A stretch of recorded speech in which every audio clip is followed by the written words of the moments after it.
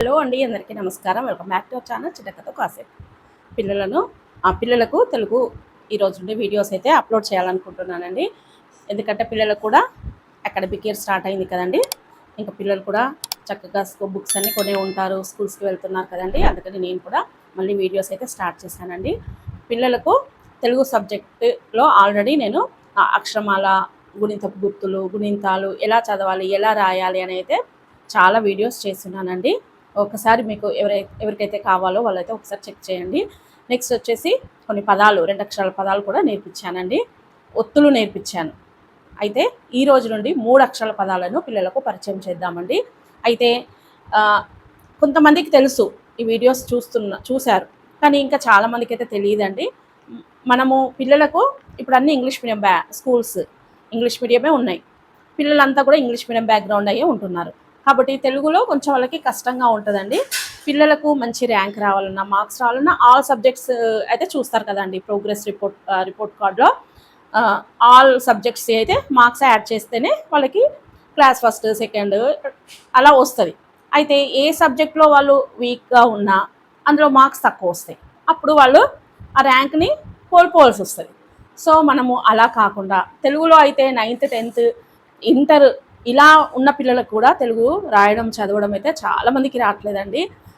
మీరు ఒకసారి అయితే గమనించండి, మీ పిల్లలకు తెలుగు వస్తుందా రావట్లేదా అనేది అయితే ఒక్కసారి చూడండి. చూస్తే దానిని బేస్ చేసుకొని మనం ఎక్కడ వాళ్ళు వీక్గా ఉన్నారు అనేది అయితే మనకు తెలుస్తుందండి. కొంతమంది పిల్లలకైతే ప్రైమరీ 5th క్లాస్ లోపు ఉన్న పిల్లలకు కూడా రాదండి. హయ్యర్ సెక్షన్స్లో ఉన్న పిల్లలు కూడా వాళ్ళు కూడా గుర్తించలేని స్థితిలో ఉన్నారండి. అంటే అక్షరమాలలో మనం ఏదైనా ఒక అక్షరం ఇస్తే అది ఏంటి అంటే కూడా చెప్పలేని పరిస్థితుల్లో చాలామంది పిల్లలు ఉంటున్నారు. సో గుణింతాలు కూడా ఎలా చదవాలి అనేది తెలియట్లేదు. ఒత్తులు అంటే ఏంటి అని అడిగే పరిస్థితుల్లో పిల్లలు అయితే ఉంటున్నారండి. కొంతమంది పిల్లలు కాదండి, చాలామంది అలా ఉంటున్నారు. సో మనము మన పిల్లల్ని గమనించుకొని మనము కనుక పిల్లలకు ఇంట్లోనే చెప్పుకోగలిగితే చాలా బాగుంటుందండి. ఇంకొక విషయం అండి, 10th ఇంటర్ డిగ్రీ ఇలా ఉన్న క్వాలిఫికేషన్ ఉన్న పేరెంట్స్ కూడా అయితే ఇప్పుడు అందరూ చదువుకుంటున్నారు, కానీ అందరికీ చెప్పరాదండి. పిల్లలకు వాళ్ళ నాలెడ్జ్ని మనం ఎలా అంచనా వేయాలి, వాళ్ళకి ఏ సబ్జెక్ట్ అంటే ఒక సబ్జెక్ట్లో వాళ్ళు వీక్గా ఉంటే మనం ఎలా వాళ్ళని సెట్ చేయాలి అనేది అయితే తెలియదండి. సో అలాంటి పేరెంట్స్ కూడా నేర్చుకోవచ్చండి. ఇప్పుడు ఒక క్లాస్లో అన్ని రకాల పిల్లలు ఉంటారండి. కొంతమంది పిల్లలకు ఈజీగా వస్తుంది, కొంతమంది పిల్లలకు 2-3 టైమ్స్ 4 టైమ్స్ చెప్తే వస్తుంది, కొంతమందికి 10 టైమ్స్ చెప్పినా రాదండి. వాళ్ళు కూడా 10% ఉంటారు పిల్లలు క్లాస్ రూమ్కి. ప్రతి ఈచ్ క్లాస్లో ఉంటారండి. వాళ్ళకి అర్థం అవ్వదు, కానీ ఒక్కసారి అర్థమైతే వాళ్ళు అస్సలు మర్చిపోరండి. అలాంటి పిల్లలు కూడా ఉంటారు. అయితే వీళ్ళందరినీ కూడా టీచర్ దృష్టిలో పెట్టుకొని అయితే టీచ్ చేయవలసి ఉంటుంది. అందుకనే డైట్, బీఎడ్లో అలా ట్రైనింగ్ చేసిన వాళ్ళకైతే అది ఈజీగా తెలుస్తుందండి. అలాంటి అంటే టెక్నిక్స్ వాళ్ళకి ఆ సిలబస్లో ఉంటాయి, డైట్లో, బీఎడ్లో ఉంటాయండి. పిల్లలకు ఏ విధంగా చెప్పాలి అనేది అయితే అంతా కూడా ఉంటుంది. క్లాస్ రూమ్ని ఎలా మేనేజ్ చేయాలి ఇవన్నీ ఉంటాయి. అయితే ఇప్పుడు 10th ఇంటర్ డిగ్రీ ఇంకా బీటెక్ చేసిన పేరెంట్స్ ఎవరైతే ఉంటారో వాళ్ళకి ఇవన్నీ రావు. ఎందుకంటే వాళ్ళకు సంబంధం లేదు, ఆ సిలబస్తో వీళ్ళకి సంబంధం లేదు. వీళ్ళకు ఉన్న సిలబస్ వేరు, అక్కడ వాళ్ళు చదువుకునే సిలబస్ వేరు. సో మరి వీళ్ళ పిల్లలు చదవాలంటే పేరెంట్స్ ఎలా చెప్పాలంటే వాళ్ళకి తెలియదు. కాబట్టి నేనైతే పిల్లలకు ఏ విధంగా చెప్పాలి, ఎన్ని అక్షరాలను ఎలా చదివించాలి, ఎలా రాయించాలి, వాళ్ళకు చదువులో బాగా వెనుకబడి ఉన్న పిల్లలకు ఏ విధంగా చెప్పాలి అనేది అయితే నేనైతే చెప్తున్నానండి. వీడియోస్ మీరు ఒకసారి చెక్ చేయండి.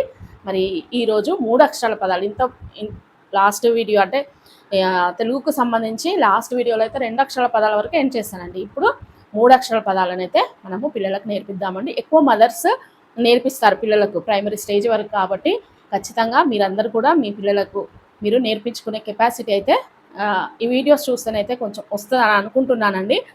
ఒకవేళ మీ పిల్లలకు ఈ వీడియోస్ యూజ్ అయితే మీరు ఒకసారి చూడండి, ఓకేనా అండి. మరి ఈరోజైతే 3 అక్షరాల పదాలు పిల్లలకు నేర్పిద్దాం. చూడండి, ఫస్ట్ ఆ నుండి స్టార్ట్ చేద్దాం. ఆ, అన్నము. ఇప్పుడు ఇది మనము అన్నము అని పిల్లలకు నేర్పిస్తాం. మరి అలా నేర్పిస్తే వాళ్ళకు వస్తుందా? మనం అన్నం తింటాం, అది అన్నము ఎలా రాయాలి అనేది అయితే పిల్లలకు నేర్పించాలి కదా. వాళ్ళకు ఆల్రెడీ ఒత్తులు కూడా నేర్పించాం కాబట్టి ఆ నాకు నా ఒత్తిస్తే నా, నాకు నా ఒత్తిస్తే నా, మా కొమ్మిస్తే ము, అన్నము. ఇలా ఒక్కొక్క అక్షరాన్ని విడదీసి చెప్పాలండి. అన్నము వాళ్ళకి వచ్చేస్తుందిలే అని అనుకోవద్దు, రాదండి. కొంతమంది పిల్లలు తొందరగా క్యాచ్ చేస్తారు మనం చెప్పేది. అలాంటి పిల్లలకు వస్తుందేమో కానీ చాలామందికి రాదండి. సో మనము ఒక్కొక్క అక్షరాన్ని విడదీసి చెప్తే వాళ్ళు ఈజీగా చదువుతారు, అసలు మర్చిపోరండి. నెక్స్ట్ ఆ చ ట, అచ్చట. చూడండి, ఆ చాకు చా ఒత్తిస్తే ఏమవుతుంది అని పిల్లల్ని అడగాలి. చాకు చా ఒత్తిస్తే ఛ అవుతుంది అని పిల్లలు చెప్పగలగాలి. ట, అచ్చట. చూడండి, అన్నము అచ్చట. నెక్స్ట్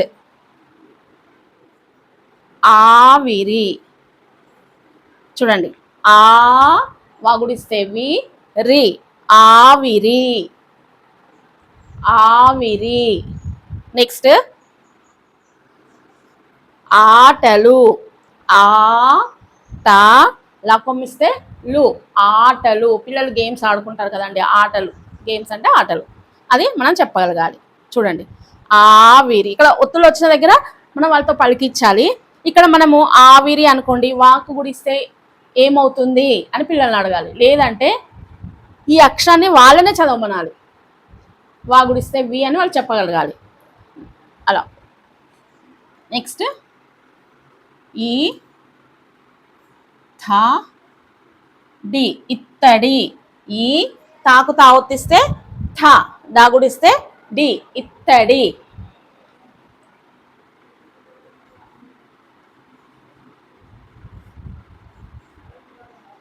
ఇచ్చట. ఈ చాకు చావొత్తిస్తే ఛ, చాకు చావొత్తిస్తే ఛ, ట, ఇచ్చట. అయితే మరి ఇక్కడ అచ్చట అనే దగ్గర చాకు చావొత్తు వచ్చింది కదా, ఇక్కడ చెప్పకపోయినా పర్లేదు అని అనుకోవద్దు. ఒక దగ్గర వచ్చింది కదా, మళ్ళీ ఇంకా వాళ్ళకి అర్థమైపోతుందిలే, టైం వేస్ట్ అని అనుకోవద్దండి. ఎందుకంటే పిల్లలకు బాడీ మన దగ్గర ఉంటుంది, మైండ్ ఎక్కడెక్కడో తిరుగుతూ ఉంటుందండి. వాళ్ళకు ఆటలలో ఉండొచ్చు, కార్టూన్ నెట్వర్క్లో ఉండొచ్చు, తినే ఫుడ్ ఐటెంలో ఉండొచ్చు, లేదంటే వాళ్ళ మైండ్ ఫ్రెండ్స్ ఏం చేస్తున్నారో అని ఉండొచ్చు. లేకపోతే ఈ డ్రాయింగ్ ఈ టైంలో వేస్తే బాగుండా, మనం చెప్పేటప్పుడు ఇక్కడ చెప్పేటప్పుడు మైండ్ అలా ఉందనుకోండి, ఇక్కడ వచ్చినప్పుడు అర్థమవుతుంది. కాబట్టి ఈచ్ వర్డ్ కూడా ఎక్స్ప్లెయిన్ చేయాలి. ఎక్కడ చాకు చావుతో వచ్చినా మళ్ళీ మనం ఒకసారి ఎక్స్ప్లెయిన్ చేస్తే ఒక 10 సెకండ్స్, 1 మినిట్ అనుకోండి, అంతే. ఇత్తడి, ఇచ్చట. నెక్స్ట్ ఈకలు. ఈ కా లాకొమ్మిస్తే లు, ఈకలు. నెక్స్ట్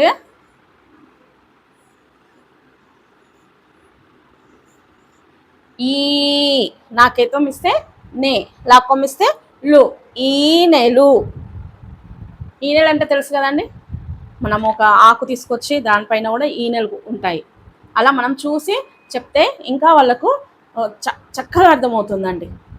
ఈకలు, కోడికి ఈకలు ఉంటాయి కదా, అది ఆ పిల్లలకు అలా మనము చెప్పగలగాలి. మనకు ఒక పిక్చర్ చూసి ఇది ఈక ఇలా ఉంటుంది అని చెప్పినా సరిపోతుంది. మన కోడి అంటే మనకు అప్పటికప్పుడైతే రావు కదండి. ఎప్పుడైనా మనం మార్కెట్కి వెళ్ళినప్పుడు, లేకపోతే ఇంకా బయటికి వెళ్ళినప్పుడు ఎక్కడన్నా కనబడ్డప్పుడు అలా చూపించి కూడా ఎక్స్ప్లెయిన్ చేయొచ్చు. మనము అప్పటికప్పుడు చెప్పాలంటే ఒక పిక్చర్ని చూసి మనము చెప్పేయచ్చు అండి. ఇంకా వాళ్ళకి అది చాలా మైండ్లో గుర్తుండిపోతుంది అనమాట. అందుకే టీచర్స్ టీచింగ్ ఎయిడ్స్ ఉపయోగించి చెప్తారు. టీచర్స్ టీచింగ్ ఎయిడ్స్ యూజ్ చేసి చెప్తే పిల్లలకి ఇంకా విన్నదానికంటే చూసి నేర్చుకునేది వాళ్ళు ఎక్కువగా ఉంటుంది. కాబట్టి ఖచ్చితంగా పిల్లలు చక్కగా నేర్చుకోవడానికి అవకాశం ఉంటుందండి. ఓకేనా అండి? మరి ఇలా మీ పిల్లలకు చూడండి, అన్నము, అచ్చట, ఆవిరి, ఆవిరి, ఆ దీర్ఘం తీసి చదవమని చెప్పాలి. ఆటలు, ఇత్తడి, ఇచ్చట, ఈకలు, ఈనెలు. ఇలా పిల్లలకు మీరు చదివించండి. నెక్స్ట్ వచ్చేసి ఈచ్ వర్డ్ 3 times రాయించండి. ఒక బుక్ పెట్టండి తెలుగుకి.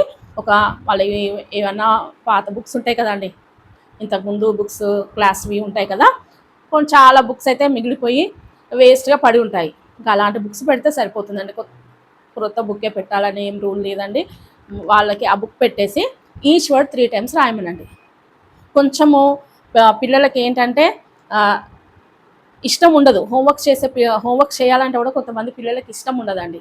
అలాంటి పిల్లలకు కూడా ఇది చాలా హెల్ప్ అవుతుంది. ఇలా మనం దగ్గర ఉండి రాయించితే వాళ్ళకు రైటింగ్ ప్రాక్టీస్ అవుతుంది. రైటింగ్ ప్రాక్టీస్ అయితే ఇంకా వాళ్ళు రాయగలుగుతారు. కొంతమంది పిల్లలు బాగా చదువుతారు, రాయరు. అసలే వాళ్ళకు హ్యాండ్ రైటింగ్ అంటేనే చాలా కోపం వచ్చేస్తుంది, హోంవర్క్స్ రాయరు. మీరు గమనించండి, పిల్లలకు టీచర్స్ ఎప్పుడు కంప్లైంట్ చేస్తూ ఉంటారు, పిల్లలు హోంవర్క్ చేయట్లేదు అంటే వాళ్ళకు రాయడం అనేది ఇష్టం ఉండదండి. కాబట్టి మనం దగ్గర కూర్చోబెట్టి ఫస్ట్ పిల్లవాడు అలా రాయని పిల్లవాళ్ళని 1 టైమే రాయించండి, తర్వాత 2 టైమ్స్, తర్వాత 3 టైమ్స్, అలా పెంచుకుంటూ పోవాలి. అప్పుడు వాళ్ళకి ఇంట్రెస్ట్ వస్తుంది అనమాట రాయడానికి. సో పిల్లలకి ఇంకా అలా ఇంట్రెస్ట్ వస్తే వాళ్ళు చక్కగా రాస్తారండి. రాయడం వస్తే వాళ్ళ రైటింగ్ కూడా అంటే రాయడము ఇంట్రెస్ట్ మనం కలిగించాలి. దానివల్ల రైటింగ్ ప్రాక్టీస్ అవుతుంది, చక్కగా రాయగలుగుతారు, అక్షరాలు కూడా గుండ్రగా వస్తాయి. కాబట్టి ఇన్ని బెనిఫిట్స్ ఉంటాయండి. సో మీరు మీ పిల్లలకు ఇలా నేర్పించండి. ఇంకా మీ ప్రక్కన ఎవరైనా పిల్లలు ఉంటే వాళ్ళని కూడా వీళ్ళకి యాడ్ చేయండి. ఒక్కరికి చెప్పే కంటే నలుగురికి చెప్తే తొందరగా వస్తుందండి. సో మీరు అలా ఒకవేళ వీలైతే అలా చెయ్యండి. పిల్లలే నేర్చుకుంటారండి. మనం ఒకసారి చెప్తే ఒక్కసారి మనం ఇలా చెప్పినామనుకోండి, పిల్లలే వాళ్ళు నేర్చేసుకుంటారనమాట. సో మీరు ఒకసారి ఇలా తెలుగులో అయితే 3 అక్షరాల పదాలను అయితే మీరు ఒకసారి నేర్పించండి, పిల్లలకు చదివించండి. ఈ వీడియో మీకు ఎంతగానో యూజ్ అవుతుందని అనుకుంటున్నాను. లైక్ చేయండి, షేర్ చేయండి, సబ్స్క్రైబ్ చేయండి. మరి మీ పిల్లలు తెలుగులో వెనుకబడి ఉన్నారా, బాగా చదువుతున్నారా అనేది అయితే కామెంట్ చేయండి. మరి ప్రీవియస్ వీడియోస్ కూడా ఒకసారి చెక్ చేయండి. ఓకేనా అండి? మరి మీరు ఇచ్చే లైక్ వల్ల మరి కొంతమందికి నోటిఫికేషన్స్ వెళ్తాయండి. ఇంకా వేరే పిల్లలు కూడా చదువుకోవడానికి అవకాశం ఉంటుందండి. డబ్బులు లేకుండా కేవలము జస్ట్ ఒక వీడియో చూసి మనము పిల్లలకు నేర్పించవచ్చండి. దీనికి ఫీ మీరు పే చేయని అవసరం లేదు, ఏదీ లేదు కదండి. జస్ట్ ఫ్రీగా ఇలా చూసి మీ పిల్లలకు మీరు నేర్పించుకోవచ్చు. ఓకేనా అండి? మరి నేనైతే ఆ పర్పస్లోనే నేను ఈ వీడియోస్ అయితే చేస్తున్నానండి. కొంతమంది పిల్లలకైనా వస్తే బాగుంటుందనే ఒక థాట్తోనైతే నేను ఇది స్టార్ట్ చేశానండి. మరి వారికి సంబంధించి వంటలు కూడా నేను అవి కూడా పిల్లల కొరకే నేను అంటే హెల్తీ ఫుడ్ ఎలా ప్రిపేర్ చేయాలి, వాళ్ళకి స్నాక్స్ అయినా ఏవైనా అనే ఒక మంచి థాట్తోనైతే ఇది స్టార్ట్ చేశానండి. మరి అది పిల్లలందరికీ కూడా రీచ్ అవ్వాలని అనుకుంటున్నానండి. ఓకేనా అండి? మరి వీడియో మీకు నచ్చిందని అనుకుంటానండి. మరొక మంచి వీడియోతో మీ ముందు ఉంటానండి. బాయ్ అండి.